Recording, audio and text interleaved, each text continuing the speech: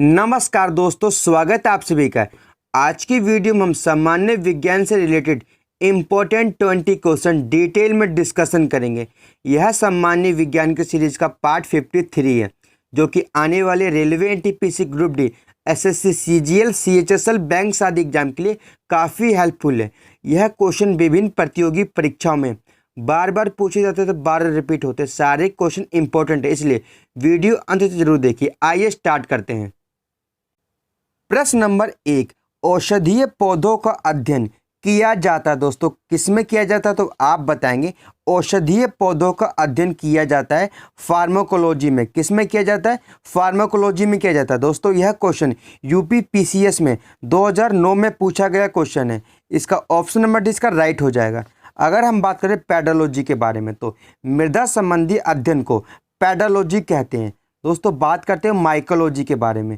Mycology यानी कवकों के अध्ययन को माइकोलॉजी कहते हैं।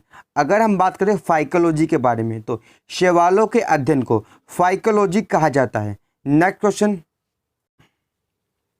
प्रश्न नंबर 2, निम्नलिखित में से कछुए की पीठ पर उगने वाले शैवाल है। तो दोस्तों कौन सा शैवाल है जो कछुए की पीठ पर उगता है? तो आप बताएंगे प्रोटोडर्मा जो होता है यह कछुए की पीठ पर उगने वाला शैवाल होता है।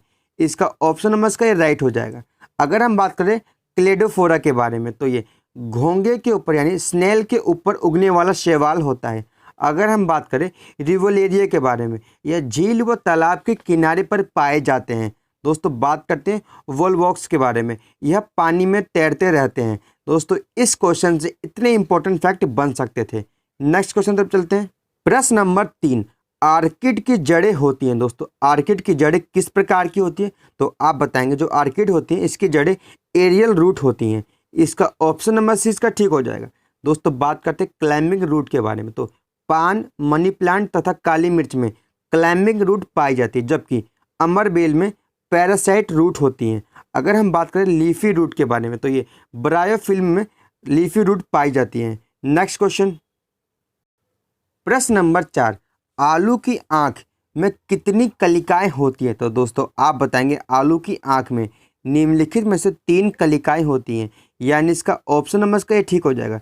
दोस्तों एक क्वेश्चन बनता है जो आलू होता है किसका उदाहरण है? तो आप बताएंगे जो आलू होता है यह भूमिगत तने का उदाहरण होता है।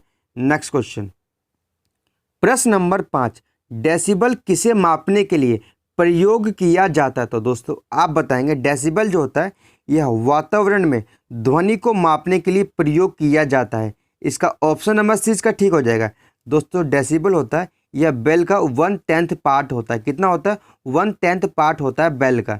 दोस्तों मानवों के लिए एक मानक ध्वनि स्तर होता है 60 डेसिबल का। कितना होता है? 60 डेसिबल का होता है। एक सुरक्षित नगर के लिए जो ध्वनि स्तर होता है वो 45 डेसिबल निर्धारित किया गया है विश्व स्वास्थ्य संगठन के द्वारा।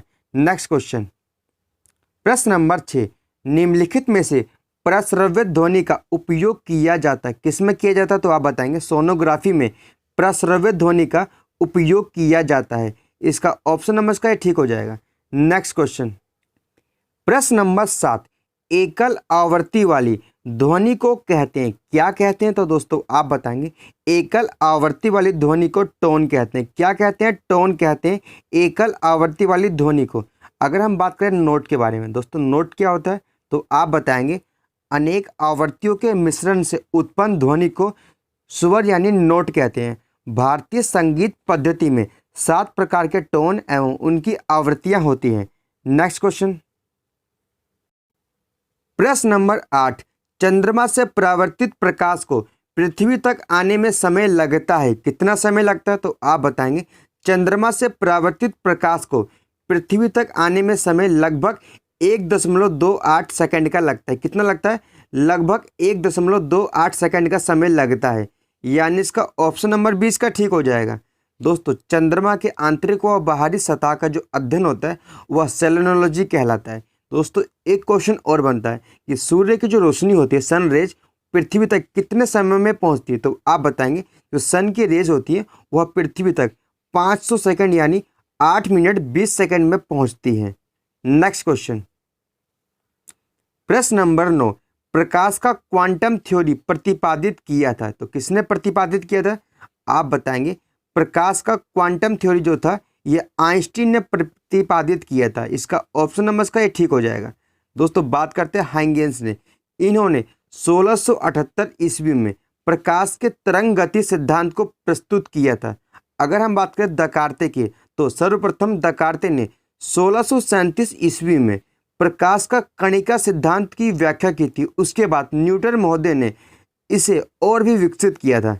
नेक्स्ट क्वेश्चन, प्रश्न नंबर 10, बायोगैस में मीथेन का प्रतिशत कितना होता है? तो दोस्तों आप बताएंगे बायोगैस में मीथेन का जो प्रतिशत होता है वह 55 से लेकर 75% के बीच में होता है।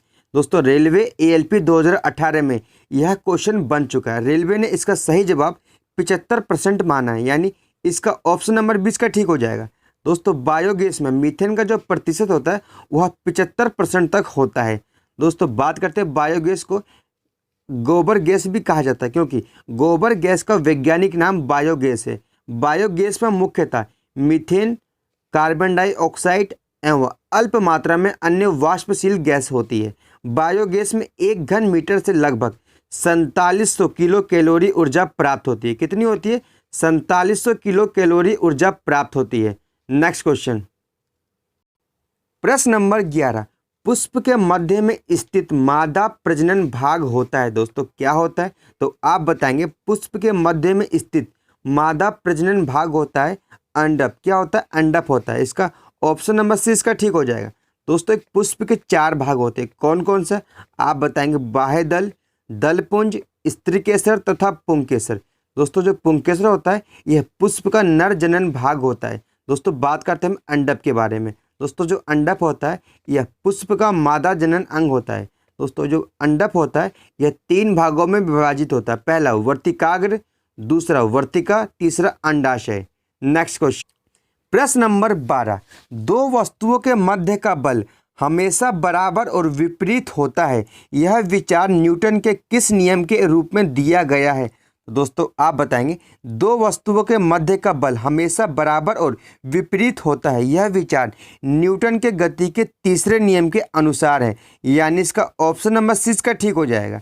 नेक्स्ट क्वेश्चन, प्रश्न नंबर 13, एक स्फेरिकल मिरर के रिफ्लेक्टिंग सरफेस के मध्य एक बिंदु होता है जिसे कहते हैं, क्या कहा जाता है? तो दोस्तों आप बताएंगे एक स्फेरिकल मिरर यानी गोलीय दर्पण के रिफ्लेक्टिंग सरफेस के मध्य जो बिंदु होता है उसे पोल यानी ध्रुव कहा जाता है। इसका ऑप्शन नंबर D इसका ठीक हो जाएगा।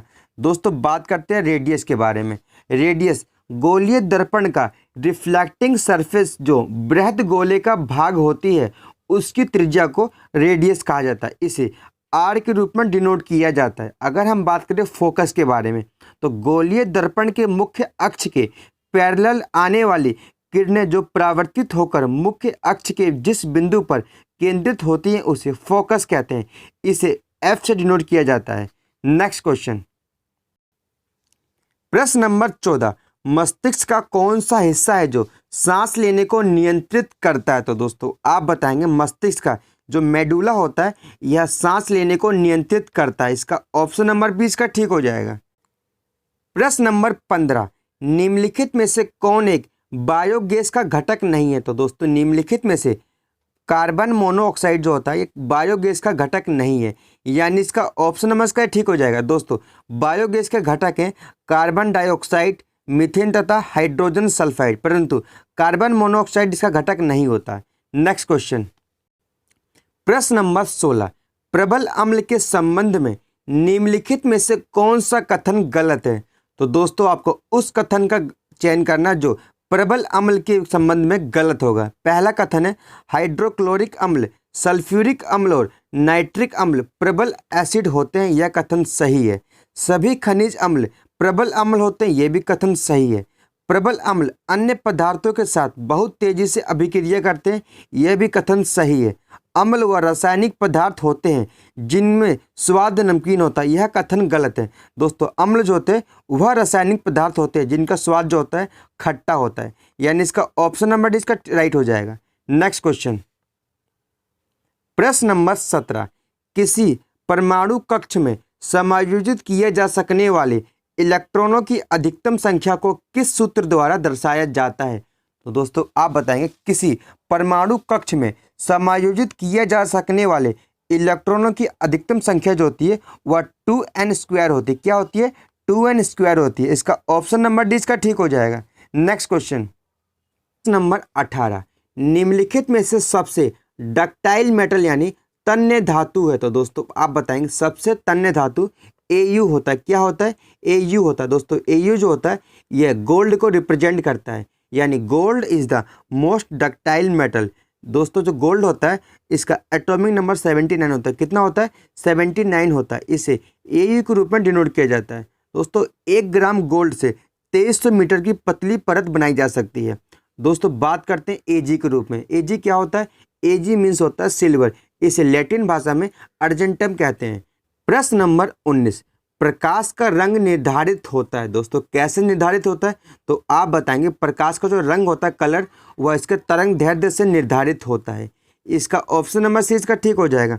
दोस्तों जो प्रकाश के प्रकार 3 प्रकार के होते हैं। कौन सा? पराबैंगनी, अवरक्त तथा दृश्य प्रकाश। इसमें जो अवरक्त यानी इंफ्रारेड होता है यह गर्म वस्तुओं से भी उत्सर्जित होता है। प्रकाश एक प्रकार का अनुप्रस्थ तरंगे होती है। नेक्स्ट क्वेश्चन दोस्तों आज की वीडियो का अंतिम प्रश्न, प्रश्न नंबर 20, ट्रांसफार्मर किस सिद्धांत पर कार्य करते हैं? तो दोस्तों आप बताएंगे ट्रांसफार्मर जो होते हैं यह म्यूचुअल इंडक्शन सिद्धांत पर कार्य करते हैं, यानी इसका ऑप्शन नंबर इसका ये ठीक हो जाएगा। दोस्तों एक विद्युत धारावाही कुंडली में धारा प्रवर्तित करके दूसरी कुंडली में प्रेरित विद्युत वाहक बल उत्पन्न करने की घटना को म्यूचुअल इंडक्शन कहते हैं। दोस्तों ट्रांसफार्मर जो होते हैं 2 प्रकार के होते हैं। कौन कौन से होते हैं? ट्रांसफार्मर 2 प्रकार के होते हैं। पहला सेटअप ट्रांसफार्मर, दूसरा सेट डाउन ट्रांसफार्मर। दोस्तों आज की वीडियो से इतने इंपॉर्टेंट क्वेश्चन बन सकते थे। अगर आपको वीडियो पसंद आई हो तो वीडियो को लाइक करिए, चैनल को सब्सक्राइब करिए।